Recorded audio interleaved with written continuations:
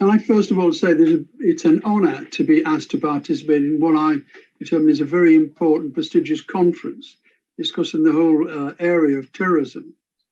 Now, can I first of all say that I want to pay tribute to the staff of the POMI who work tirelessly in this country and abroad to try and bring freedom to their country. And I think it's their credit that conferences like this actually go ahead with many prestigious people participating. Is it an important conference? Yes, of course it is.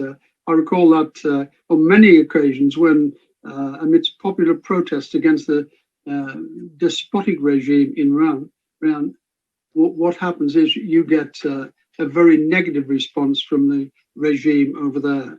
I find it incredible in a free world that our countries tend to participate with governments like this who pay no regard whatsoever to dialogue, but rather to fear and terrorism on their doorstep with their own people. I recall once, a few years ago, I think it was in 2009, when an important event took place. And instead of dialogue, we had then the government of Iran ordering the mortaring and rockets being fired against innocent civilians, in particular, many of those in Camp Ashraf.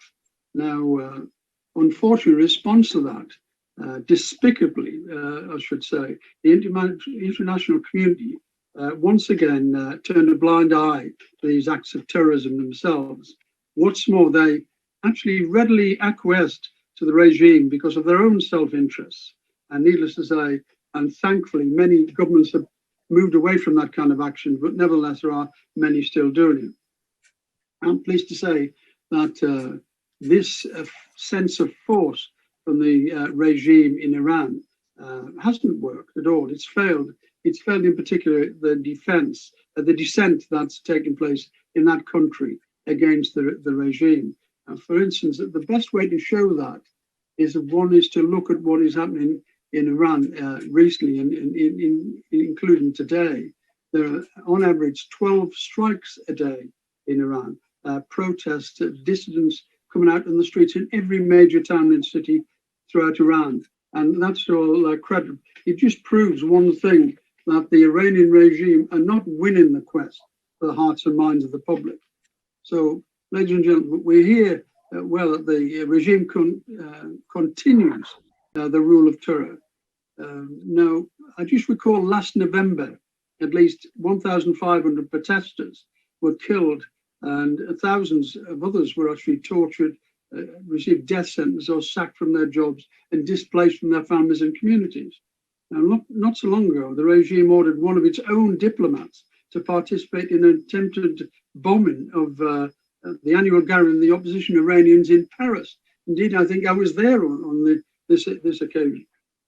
Now, this is a scandal unprecedented in the free world, and it serves to say to every country in the world who lives in a democratic area that you should have nothing whatsoever to do with this regime. Now, I myself have participated in many meetings up and down the country and abroad in support of the regional fight back. And as I say, I pay tribute to all the people who participate in that.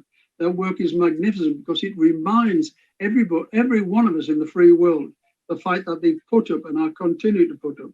And it's a fight which this conference today is reflected in. And I agree with the aims of the conference to highlight and enlighten the resistance to the regime and to fight for freedom. And I call no hesitation whatsoever in calling all governments in the free world to do whatever they can, whatever is necessary to support opposition to the current regime and in particular to support Madam Rajavi.